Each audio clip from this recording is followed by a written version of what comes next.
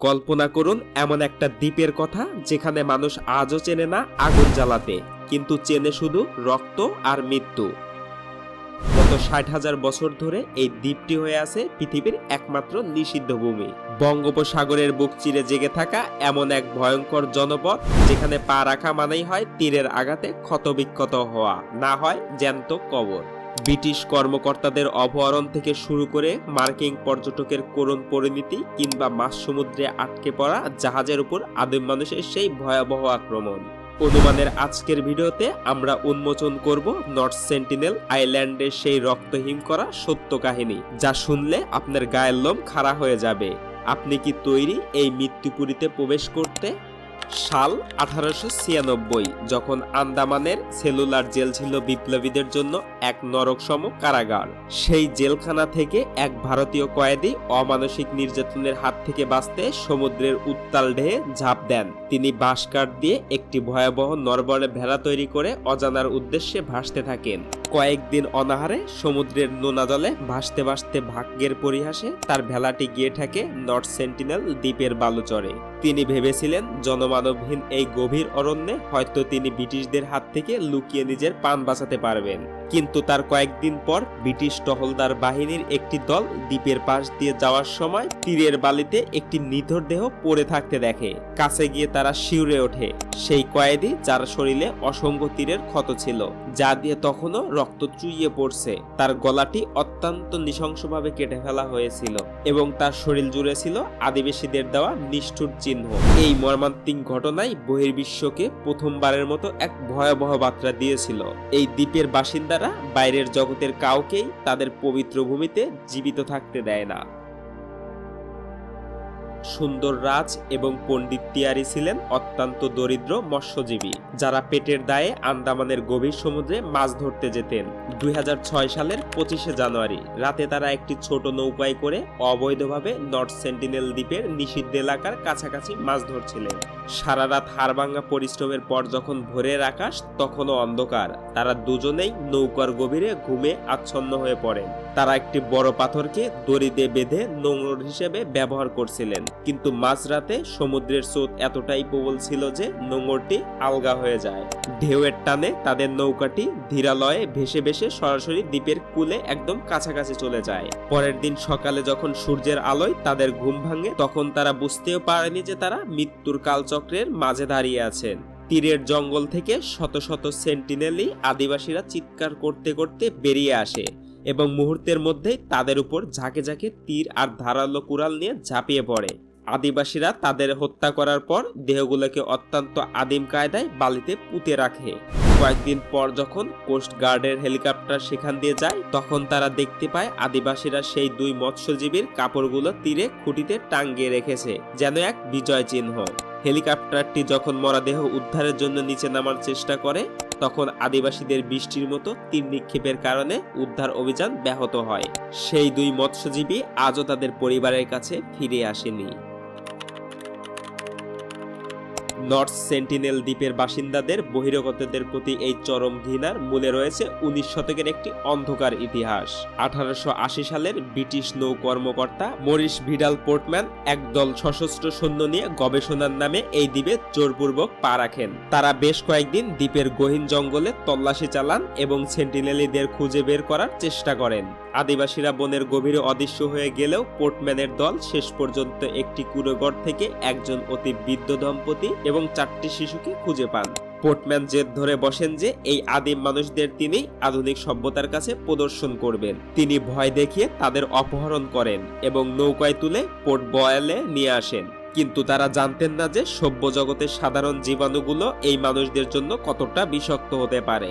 আধুনিক সভ্যতার সংস্পর্শে আসার কয়েকদিনের মধ্যেই ওই বৃদ্ধ দম্পতি মারাত্মক জ্বর ও কাশিতে আক্রান্ত হয়ে ঝুঁকে ঝুঁকে মারা যান। এই ঘটনায় ব্রিটিশরা আতঙ্কিত হয়ে পড়ে এবং অবশিষ্ট ৪টি শিশুকে প্রচুর উপহার, নতুন কাপড় আর খাবার দিয়ে আবার সেই দ্বীপে ফেরত পাঠিয়ে আসে।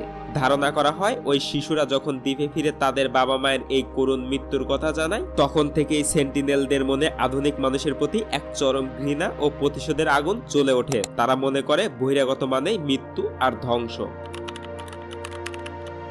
সাল 1974, যখন পৃথিবী আধুনিকতার সন্ন্যাসীঘরে, তখন ন্যাশনাল জিওগ্রাফি সোসাইটি এক দুঃসাহসী পরিকল্পনা করে। তারা একটি বিশাল দল বিজ্ঞানী এবং সশস্ত্র প্রহরী দিয়ে এই দ্বীপে যায় man in search of man নামে একটি বিখ্যাত তথ্যচিত্র নির্মিত করতে। তারা ভেবেছিলেন উপর দিয়ে আদিবাসীদের মন জয় করা সম্ভব।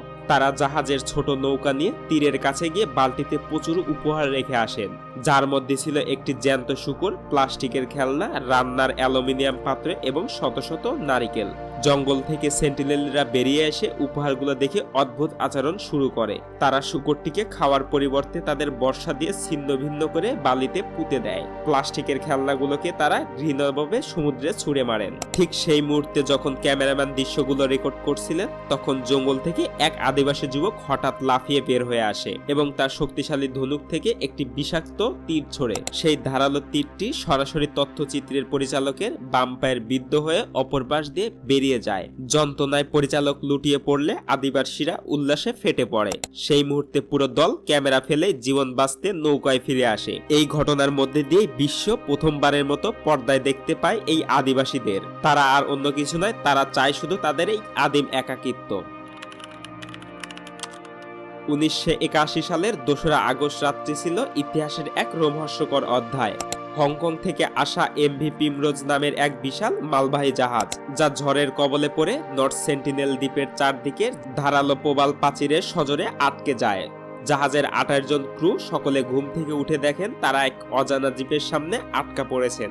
তাদের কাছে কোনো আধুনিক অস্ত্র ছিল না। ভোরের আলো বাড়ার সাথে সাথে তারা দেখতে পান জঙ্গল থেকে শত শত কালো মানুষ ধাবমান পঙ্গপালের মতো তীরের দিকে আসছে। তারা ছোট ছোট হাত তৈরি নৌকা বানিয়ে জাহাজে ওঠার চেষ্টা করছিল এবং তাদের হাতে ছিল জ্বলন্ত বল্লম। জাহাজের ক্যাপ্টেন হাড় কাঁপানো আতঙ্কে রেডিওতে কন্ট্রোল রুমকে বার্তা পাঠান, বন্য মানুষরা আমাদের জাহাজে ওঠার চেষ্টা করেছে, আমাদের রক্ষা করুন। টানা 1 সপ্তাহ ধরে জাহাজের ক্রুরা রাতে না ঘুমিয়ে আগুনের মশাল আর লোহার রড নিয়ে ডেক পাহারা দেন। আদিবাসীরা বারবার জাহাজে ওঠার চেষ্টা করলেও উত্তাল সমুদ্রের কারণে তারা সফল হতে পারছিল না। অবশেষে 9 দিন পর ভারতীয় নৌবাহিনী হেলিকপ্টার এসে অত্যন্ত নাটকীয়ভাবে জাহাজের ক্রুদের উদ্ধার করে। আজও সেই এমভি প্রিমরোজ জাহাজের কঙ্কালটি দ্বীপের উত্তর দিকে সমুদ্রের মাঝখানে দাঁড়িয়ে আছে। আশ্চর্যজনকভাবে সেন্টিনেলিরা এই জাহাজের লোহা সংগ্রহ করে পরে তাদের তীরের ফলক তৈরি করতে শিখে গিয়েছিলেন। সেন্টিনেলিদের সাথে যোগাযোগের ইতিহাসে 1991 সালের 4 জানুয়ারির দিনটি ছিল এক অলৌকিক ঘটনার মতো। ভারতীয় নৃবিজ্ঞানী টি.এন. পণ্ডিত দীর্ঘ 20 বছর ধরে এই দ্বীপে উপহার ফেলে আসতেন, কিন্তু প্রতিবারই তিনি তীরের মুখে পিছু হটতেন। তবে সেদিন তিনি স্থির করেন যে তারা সরাসরি আদিবাসীদের চোখ দিয়ে তাকাবেন। তারা হাজার হাজার নারকেল নিয়ে নৌকায় করে তীরের খুব কাছাকাছি চলে যান। নারকেল এই দ্বীপে হয় না বলে এটি তাদের কাছে ছিল অত্যন্ত মূল্যবান এক সম্পদ। গবেষক দলটি যখন নারকেলগুলো একে একে পানিতে ছুটতে শুরু করেন, তখন আদিবাসীদের দীর্ঘকালের হিংসতা যেন এক নিমিষেই উবে যায়। তারা একবার অস্ত্র ছাড়াই পানিতে নেমে আসে নারকেলগুলোকে সংগ্রহ করার জন্য। টি.এন. পণ্ডিত সাহস করে নৌকা থেকে বুক সমান পানিতে নেমে পড়েন। তখন একজন সেন্টিনেলি যুবক তার খুব কাছাকাছি চলে আসেন এবং আরেকটা কৌতূহল নিয়েই পণ্ডিতের হাতটি স্পর্শ করে দেখেন। আদিবাসীরা সেদিন এতটাই শান্ত ছিল যে তারা নৌকায় উঠে পণ্ডিতের দলের সাথে নারিকেল নিয়ে কারাকারি শুরু করে। ইতিহাসের এই একবারই কোনো আধুনিক মানুষ এই দ্বীপের বাসিন্দাদের কাছে এক বন্ধুত্বপূর্ণ স্পর্শ বিনিময় করতে পেরেছিলেন। কিন্তু আদিবাসীদের স্বাস্থ্যের কথা চিন্তা করে ভারত সরকার এরপর থেকে আর কোনো যাতায়াতের অনুমতি দেননি। ফলে সেই বন্ধুত্বের গল্পটি চিরতরে থমকে যায়। সর্বশেষ আসে জন অ্যালেন চাও এর সেই ট্র্যাজিক ঘটনা, যা বিশ্বজুড়ে আলোড়ন তুলেছিল। জন ছিলেন একজন 26 বছর বয়সী মার্কিন মিশনারি, যার মাথার ভূত চেপেছিলেন এই আদিবাসীদের উদ্ধার করার। 2018 সালের নভেম্বর মাসে তিনি আন্দামানে এসে অবৈধভাবে সেন্টিনেল দ্বীপে যাওয়ার পরিকল্পনা করেন। তিনি স্থানীয় মৎস্যজীবীদের টাকা দিয়ে রাতের অন্ধকারে দ্বীপের কাছাকাছি পৌঁছান। প্রথমবার যখন তিনি তীরে পা রাখেন, তিনি চিৎকার করে বলেছিলেন, my name is John, I love you. জবাবে এক আদিবাসী শিশু তার দিকে তীর ছোড়ে। যা তার হাতে থাকা বাইবেল বিদ্ধ হয়। তিনি ভয় পেয়ে ফিরে এলেও পরের দিন আবার দ্বীপে নামেন। তিনি তার ডায়েরিতে লিখেছিলেন যে তিনি মরতে রাজি আছেন যদি তাদের সাথে যোগাযোগ করা যায়। 17 নভেম্বর সকালে তিনি যখন শেষবারের মতো তীরে নামেন, জেলেরা দূর থেকে দেখছিলেন আদিবাসীরা তাকে ঘিরে ধরছে। কিছুক্ষণের মধ্যেই তারা তার গলায় লতা পাতা দড়ি বেঁধে তাকে বালুর ওপর দিয়ে টেনে বনের গভীরে নিয়ে যাচ্ছিল। পরের দিন সকালে জেলেরা তীরের বালিতে জনের নিথর দেহটি বালুচাপা অবস্থায় দেখতে পায়। ভারত সরকার অনেক আলাপ আলোচনা করে শেষ পর্যন্ত জনের মৃতদেহ উদ্ধার করতে পারেনি, কারণ এতে আদিবাসীদের সাথে এক রক্তক্ষয়ী যুদ্ধ রেখে যাওয়ার সম্ভাবনা ছিল। জনের সেই শেষ চিঠি আর বাইবেলে বিদ্যুৎ তীরটি আজও এক অসমাপ্ত কাহিনীর সাক্ষী হয়ে আছেন। নর্থ সেন্টিনেল আইল্যান্ডের এই রহস্যময় গল্পগুলো আমাদের মনে করিয়ে দেয় যে আজও পৃথিবীতে এমন কিছু জায়গা আছে যা আমাদের চেনা বিজ্ঞানীদের ধরাচড়ার বাইরে। আপনার কি মনে হয়, ভারত সরকারের কি উচিত সেখানে গিয়ে আদিবাসীদের আধুনিক সভ্যতা ফিরিয়ে আনা, নাকি তাদের এই আদিম একাকিত্বই ছেড়ে দেওয়া উচিত? আপনার মতামত অবশ্যই কমেন্টের মাধ্যমে জানিয়ে দেবেন। রহস্য, রোমাঞ্চ আর অজানাকে জানার এই যাত্রা যদি আপনার ভালো লেগে থাকে তবে ভিডিওটিতে একটি লাইক দিন এবং এমন আরো রোমহর্ষকর কাহিনী সবার আগে দেখতে চ্যানেলটিকে সাবস্ক্রাইব করুন। মনে রাখবেন, আপনার একটি সাবস্ক্রিপশন আমাদের পরবর্তী রহস্য উন্মোচনে অনুপ্রাণিত করে। দেখা হচ্ছে পরবর্তী ভিডিওতে। ততক্ষণ পর্যন্ত ভালো থাকুন এবং চারপাশে কি ঘটছে তা নিয়ে সবসময় করতে থাকুন অনুমান।